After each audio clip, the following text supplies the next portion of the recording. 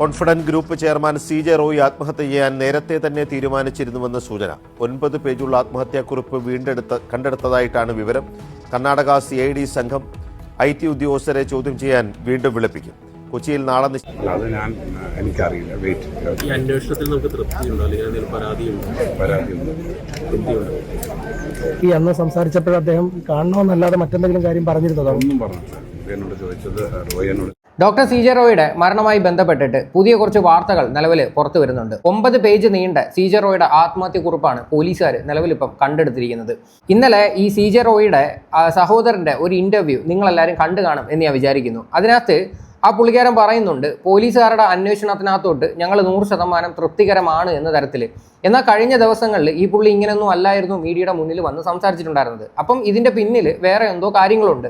ഒരുപക്ഷെ ഇത് പൊതുജനങ്ങൾ അറിഞ്ഞു കഴിഞ്ഞാൽ അത് പ്രശ്നമാണ്, അല്ലെങ്കിൽ അവർക്കത് നാണക്കേടാണ് എന്ന തരത്തിലുള്ള വേറെ എന്തോ വളരെ സീരിയസ് ആയിട്ടുള്ള ഒരു കാര്യമുണ്ട്. പക്ഷേ നിലവിൽ ഈ കാര്യങ്ങളൊന്നും പുറത്തു വന്നിട്ടില്ല. എന്തായാലും നമുക്ക് വാർത്തയൊന്ന് കാണാം. Confident group chairman CJ Roy ആത്മഹത്യ ചെയ്യാൻ നേരത്തെ തന്നെ തീരുമാനിച്ചിരുന്നുവെന്ന് സൂചന. 9 പേജുള്ള ആത്മഹത്യാക്കുറിപ്പ് കണ്ടെടുത്തതായിട്ടാണ് വിവരം. കർണാടക CID സംഘം IT ഉദ്യോഗസ്ഥരെ ചോദ്യം ചെയ്യാൻ വീണ്ടും വിളിപ്പിക്കും. കൊച്ചിയിൽ നാളെ നിശ്ചയിച്ച വാർത്താ സമ്മേളനം കുടുംബം നീട്ടിവെച്ചിട്ടുണ്ട്. വളരെ നിർണായകമായ വിവരങ്ങളാണ് ഈ ഘട്ടത്തിൽ പുറത്തുവരുന്നത്. ഇന്നലെയാണ് CJ റോയിയുടെ സംസ്കാരം ബംഗളൂരുവിൽ പൂർത്തിയായത്. അതിന് പിന്നാലെയാണ് ഇപ്പോൾ ഈ ആത്മഹത്യാക്കുറിപ്പുമായി ബന്ധപ്പെട്ട വിവരങ്ങൾ നമുക്ക് ലഭ്യമായിട്ടുള്ളത്.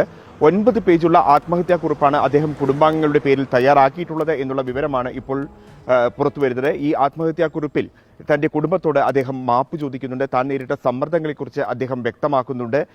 കേട്ടല്ലോ, ഫാമിലി എടുത്ത് മാപ്പ് ചോദിക്കുന്നുണ്ട് എന്ന് അതിനകത്ത് എഴുതിയിട്ടുണ്ട്. അത് മാത്രമല്ല, താൻ നേരിട്ട സമ്മർദ്ദത്തെക്കുറിച്ചിട്ടും അതിനകത്ത് പറയുന്നുണ്ട് എന്നാണ് പറയുന്നത്. നിങ്ങളൊരു കാര്യം ശ്രദ്ധിച്ച് നോക്കിയാൽ മതി. ഇന്നലത്തെ സായിയുടെ വീഡിയോ കണ്ടപ്പോഴാണ് എനിക്കത് മനസ്സിലായത്. അതായത് ഈ പുള്ളിക്കാരൻ മരിക്കാനായിട്ട് ചൂസ് ചെയ്ത സമയം, അതായത് 3 മണിക്കും 3:15 ഇടയ്ക്കാണ് ഈ പുള്ളിക്കാരൻ മരണപ്പെടുന്നത്. എന്നാൽ പുള്ളിയുടെ ലക്കി നമ്പർ എന്ന് പറയുന്നത് 3 ആണ്. പുള്ളി പലവട്ടവും പല ഇൻ്റർവ്യൂസിനകത്തും പറഞ്ഞിട്ടുണ്ട്. പുള്ളിയുടെ മിക്ക വണ്ടികളുടെ നമ്പരൊക്കെ നോക്കിക്കഴിഞ്ഞാൽ നിങ്ങൾക്കത് മനസ്സിലാക്കാവുന്നേ ഉള്ളൂ. അപ്പം ശരിക്കും പറഞ്ഞു കഴിഞ്ഞാൽ ഈ മനുഷ്യൻ ഇത് ഓൾറെഡി എല്ലാം പ്രിപ്പയർ ചെയ്ത് വെച്ചിരിക്കുമായിരുന്നു. ഇതിൻ്റെ പിന്നിൽ നല്ല രീതിയിലുള്ള ദുരൂഹതയുണ്ട്. ഇവരുടെ ഫാമിലി തന്നെ പറയുന്നു ഈ ഒരു മനുഷ്യന് ഒരു കടബാധ്യതകളും ഇല്ല, 0 ഡെപ്റ്റ് കമ്പനി എന്നുള്ള രീതിയിലാണ് അറിയപ്പെടുന്നത് എന്ന്.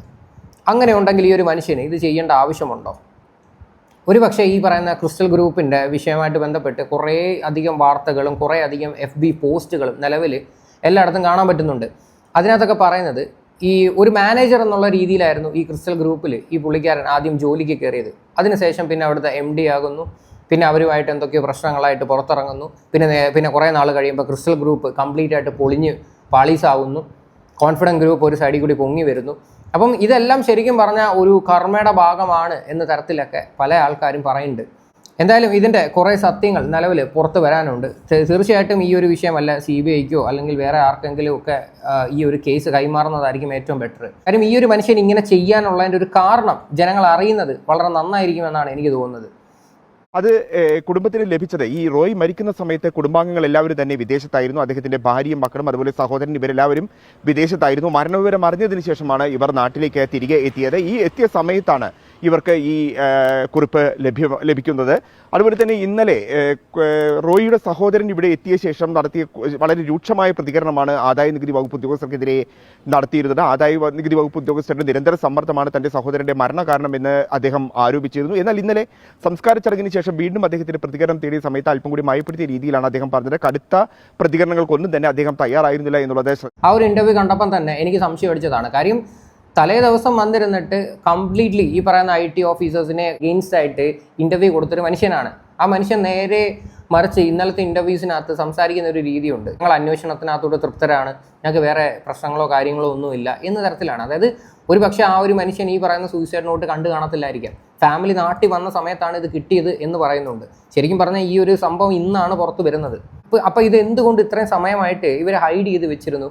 ഇത്രയും മണിക്കൂറുകൾ കഴിഞ്ഞിട്ട് പോലും ഈ ഒരു വിഷയത്തെ പറ്റിയിട്ട് ആർക്കും അറിയത്തില്ലായിരുന്നു. ഇത് സംസ്കാരവും കാര്യങ്ങളും എല്ലാം കഴിഞ്ഞതിന് ശേഷമാണ് ഇത് ഇവർ പുറത്ത് വിടുന്നത്. സോ തീർച്ചയായിട്ടും ഇതൊക്കെ അന്വേഷിക്കേണ്ട ഒരു കാര്യം തന്നെയാണ്. ധ്യേയമാണ്. അതുപോലെ തന്നെ കർണാടക പോലീസ് പ്രത്യേക സംഘം നടത്തുന്ന അന്വേഷണത്തിൽ പൂർണ്ണ തൃപ്തിയുണ്ട് എന്നും അദ്ദേഹം വ്യക്തമാക്കിയിരുന്നു. അതുപോലെ തന്നെ കുടുംബം ഒരു വാർത്താ സമ്മേളനം നാളെ കൊച്ചിയിൽ നിശ്ചയിച്ചിരുന്നതാണ്. അതുമായി ബന്ധപ്പെട്ട അറിയിപ്പുകൾ മാധ്യമങ്ങൾക്കെല്ലാം നൽകിയിരുന്നതുമാണ്. എന്നാൽ ഇന്നലെ വൈകിട്ട് സംസ്കാര ചടങ്ങുകൾ പൂർത്തിയായ ശേഷം ഈ വാർത്താ സമ്മേളനം നീട്ടിവെക്കുകയാണ് എന്നുള്ള ഒരു അറിയിപ്പാണ് കുടുംബത്തിന്റെ ഭാഗത്തു നിന്ന് ഉണ്ടായിരിക്കുന്നത്. അതും ഇപ്പോൾ ഈ പുറത്തു വന്ന ആത്മഹത്യാ ഗ്രൂപ്പുമായി എന്തെങ്കിലും തരത്തിലുള്ള ബന്ധമുണ്ടോ എന്നുള്ള കാര്യത്തിൽ ഇപ്പോൾ നമുക്ക് ഉറപ്പിച്ച് പറയാൻ വേണ്ടി കഴിയില്ല. എങ്കിലും ഇത് തമ്മിൽ ബന്ധമുണ്ട് എന്നുള്ള സൂചന തന്നെയാണ് നമുക്ക് ഈ ഘട്ടത്തിൽ ലഭിക്കുന്നത്. മറ്റൊന്ന് അന്വേഷണമാണ്. എന്തായാലും റോയി ആത്മഹത്യാക്കുറിപ്പ് കണ്ടെത്തിയിട്ടുണ്ടെങ്കിലും റോയിയുടെ ആത്മഹത്യയ്ക്ക് നയിച്ച കുറേ കാരണങ്ങളുണ്ട്. ആ കാരണങ്ങളാണ് ഇനി പുറത്തു വരേണ്ടതുള്ളത്. അത് കണ്ടെത്താൻ വേണ്ടി പ്രത്യേക അന്വേഷണ സംഘം നടത്തുന്ന അന്വേഷണം പൂർത്തിയാകേണ്ടി വരും. എന്തായാലും ആദായ നികുതി വകുപ്പ് ഉദ്യോഗസ്ഥരെ വിശദമായി ചോദ്യം ചെയ്യാൻ തന്നെയാണ് കർണാടക പോലീസിന്റെ തീരുമാനം. ആദ്യ ദിവസം തന്നെ ഈ അന്വേഷണം ഏറ്റെടുത്തതിന് തൊട്ട് പിന്നാലെ തന്നെ കൊച്ചിയിൽ നിന്ന് എത്തി റെയ്ഡിന് നേതൃത്വം നൽകിയ കൃഷ്ണപ്രസാദ് എന്ന ജോയിന്റ് ഡയറക്ടറെയും അതുപോലെ തന്നെ നിതിൻ എന്ന ഉദ്യോഗസ്ഥരെയും ആദ്യം തന്നെ ചോദ്യം ചെയ്തിരുന്നു. അതിന് പിന്നാലെ ഈ ഉദ്യോഗസ്ഥരെ ആ സമയത്ത് മരണസമയത്ത് ആ ഓഫീസിൽ ഉണ്ടായിരുന്ന ഉദ്യോഗസ്ഥരെ വിളിച്ചു വരുത്തി ചോദ്യം ചെയ്തു. പക്ഷേ ഇത് പ്രാഥമികമായി വിവരശേഖരണം മാത്രമാണ് എന്നാണ് SIT ഇപ്പോൾ വ്യക്തമാക്കുന്നത്. വിശദമായി ചോദ്യം ചെയ്യലിന് അവരോട് ഒരുങ്ങിയിരിക്കാൻ വേണ്ടി നിർദ്ദേശം നൽകിയിട്ടുണ്ട്. അത് പൂർത്തിയാകുന്നതുവരെ ഈ ബംഗളൂരു വിട്ടുപോകരുത് എന്നുള്ള ഒരു രേഖാമൂലമുള്ള നിർദ്ദേശവും ഇപ്പോൾ SIT ഈ ആദായ നികുതി വകുപ്പ് ഉദ്യോഗസ്ഥർക്ക് കൈമാറിയിട്ടുണ്ട്. അത് തീർച്ചയായിട്ടും നല്ലൊരു കാര്യമാണ്. കാര്യം ഈ ഒരു ഇൻവെസ്റ്റിഗേഷനകത്ത് ഒരു ക്ലാരിറ്റി കിട്ടണമെങ്കിൽ തീർച്ചയായിട്ടും ഈ പറയുന്ന IT ഓഫീസേഴ്സിനെ നല്ല രീതിയിൽ ചോദ്യം തന്നെ ചെയ്യണം. മാത്രമല്ല ഈ പുള്ളി ഈ ഒരു സൂയിസൈഡ് നോട്ട് എഴുതിയ ഡേറ്റോ കാര്യങ്ങളോ ഒന്നും നിലവിൽ പുറത്ത് വന്നിട്ടില്ല. പിന്നെ വേറൊരു കാര്യങ്ങളും കൂടെ നിങ്ങൾക്ക് ശ്രദ്ധിച്ചു കഴിഞ്ഞാൽ മനസ്സിലാക്കാൻ പറ്റും. ഈ അവസാനമായിട്ട് ഈ പുള്ളി കൊടുത്ത ഇൻ്റർവ്യൂവിനകത്ത് പറയുന്നുണ്ട്, ഞാൻ വളരെ സന്തോഷവാനാണ്, ഞാൻ നാളെ മരിച്ചു കഴിഞ്ഞാൽ പോലും എനിക്ക് വേറെ പ്രശ്നങ്ങളൊന്നും ഇല്ല, അത് മാത്രമല്ല എനിക്ക് വളരെ ബ്യൂട്ടിഫുൾ ആയിട്ടുള്ള ഫാമിലിയാണ് കിട്ടിയിരിക്കുന്നത്, എനിക്ക് ഒരു ടെൻഷനും ഇല്ല എന്നൊക്കെ തരത്തിൽ പുള്ളി പറയുന്നുണ്ട്. അപ്പോൾ അത്രയും സന്തോഷമായിട്ടിരുന്ന ഒരു മനുഷ്യന് എങ്ങനെ ഇങ്ങനെ ചെയ്യണമെന്ന് തോന്നുന്നു. അതായത് ജനങ്ങൾ ഒരിക്കലും അറിയാൻ പാടില്ലാത്ത എന്തോ ഒരു കാര്യം ഈ പുള്ളി ഹൈഡ് ചെയ്യുന്നുണ്ട്. അതാണ് ശരിക്കും ഇവിടെ കണ്ടുപിടിക്കേണ്ടത്. അതായത് ജനങ്ങൾ അറിഞ്ഞു കഴിഞ്ഞാൽ അത് പുള്ളിയുടെ ഈ പറയുന്ന ബിസിനസ്സിനെയോ അല്ലെങ്കിൽ ഈ പുള്ളിക്കാരൻ്റെ റെപ്യൂട്ടേഷനെ എല്ലാം ബാധിക്കും എന്ന തരത്തിലുള്ള എന്തോ വളരെ സീരിയസ് സാധനം ഹൈഡ് ചെയ്യുന്നുണ്ട്. മേ ബി ഒരു പക്ഷേ ഈ പുള്ളിയുടെ വൈഫിനൊക്കെ മേ ബി ഈ ഒരു കാര്യങ്ങൾ അറിയായിരിക്കും. എല്ലാ കാര്യങ്ങളും ഉണ്ടെങ്കിൽ വൈഫിൻ്റെ അടുത്തൊക്കെ ഷെയർ ചെയ്യുന്ന ഒരു മനുഷ്യനാണെന്ന് കുറേ ഇൻ്റർവ്യൂസിനകത്തൊക്കെ പറയുന്നുണ്ട്. അപ്പം തീർച്ചയായിട്ടും ഇവരെ എല്ലാവരെയൊക്കെ ഈ ഒരു വിഷയത്തിൽ വിശദമായിട്ട് ചോദ്യം ചെയ്ത് കഴിഞ്ഞാൽ കുറേ ക്ലാരിറ്റി കിട്ടുമെന്നാണ് എനിക്ക് തോന്നുന്നത്. എന്തായാലും നമുക്ക് ഈ CJ റോയിയുടെ സഹോദരൻ്റെ ഒരു ഇൻ്റർവ്യൂ ഉണ്ട്. ആ ഇൻ്റർവ്യൂ ഒന്ന് കാണാം. അത് പറയുന്നില്ല എന്ന് പറഞ്ഞു കഴിഞ്ഞാൽ അങ്ങനെ ഒരു സംശയം ഇല്ല എന്നുള്ളതാണ് ഇപ്പോൾ. അല്ല, അത് ഇൻവെസ്റ്റിഗേഷൻ പോലീസിന്റെ അന്വേഷണം സമാന്തരമായി നടക്കുന്നുണ്ട്. ഉദ്യോഗസ്ഥർ സംസാരിച്ചിരുന്നു. ഇന്നലെ ഞാൻ കണ്ടിരുന്നു. ഇന്നലെ ഞങ്ങളെല്ലാവരും സംസാരിച്ചിരുന്നു.